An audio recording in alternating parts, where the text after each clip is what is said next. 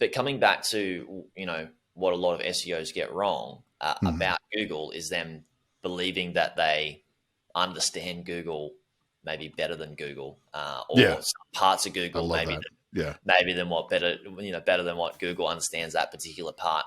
And I see that you've spoken about, some top SEO scams or cons, but I guess most of the things that some SEOs are talking about is only a con because they, even Google doesn't understand Google. How are they going to understand it with that level of depth, right? Or are there some things that people with a content site like a blog or even an e-commerce business should be aware of when they're looking at hiring an SEO and some of I the strategies mean, they may be using?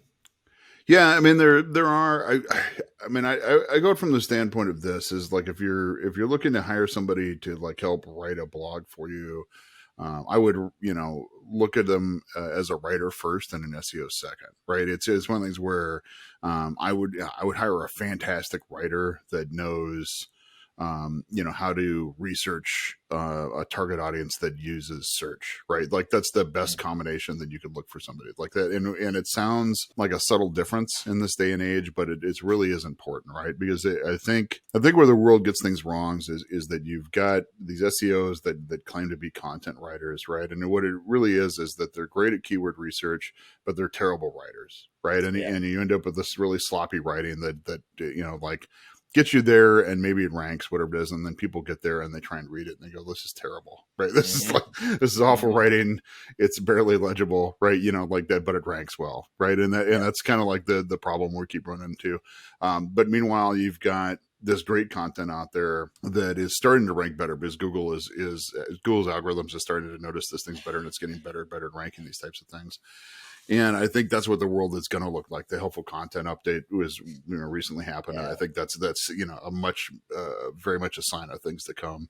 Of what the world that's going to come, right? So I think we'll see a lot more of that from Google, because the algorithms are just bound to get smarter and smarter along the road, where they're just going to stop putting up. I mean, we saw that with like Panda, which is like a decade old at this point now, right? But like and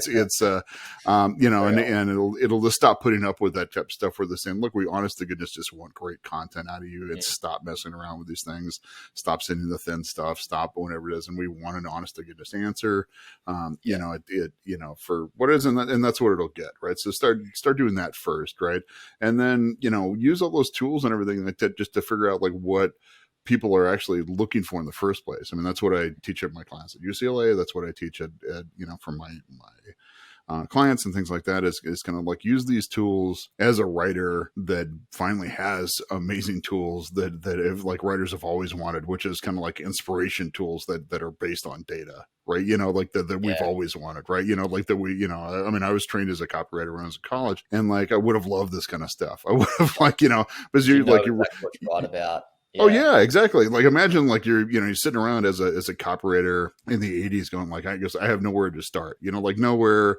What do people want to hear? What do you want to do? And maybe you'd run out, you'd do some surveys, you'd ask around, you're just trying to guess, you're shooting in the dark, this kind of stuff. And you're just kind of like, all right, I'm going to write about this and hopefully it sticks. Right. But now you get this amazing, machine out there where people are asking questions every day, and you can go out and honest to goodness, not only see, like what they're asking, but how much they're asking about it. And it's go, great. I'm going to follow this trend and do it and see if that trend changes, and keep updating in that and write new content and change it up and, and like pull it back and do whatever it is. I mean, it's just, it's a modern miracle. And what's funny is that there's so many content people they're still writers at the end of the day, but they're not using these tools to these things because they've been told by the SEO world, no, I've got this because this is SEO. This isn't you. This is SEO, right? And that's where I think it really is both, right? And so that's where I think we need to actually hand it back to them and say like, all right, content people, like this is actually your job. I'm sorry we touched this. This is like you're going to get this back because the world's a better place if we actually give it to the people who actually know how to write things. And but we're just going to and maybe at the very least we write nice briefs that are based on that, and then intelligent data that says like we did the research first, and here go off and do this stuff, and I think that'll be a transition. But eventually you'll have writers that'll just know how to do it on their own. They said, I'm going to do that research first and then run off and do this stuff, and especially if they know they know the niche, right? And Yeah, so like what you're like, and I agree with this, is you can just hire SEOs to write content for you. But if you can hire somebody that, like if we're talking about surfing, for example, if you hire a surfer to write content about surfing, they're going to get all those intricate words that an SEO doesn't know about, the slang, the totally. lingo, the expressions that a SEO just wouldn't guess unless they were in that space for a decade or so. Yeah.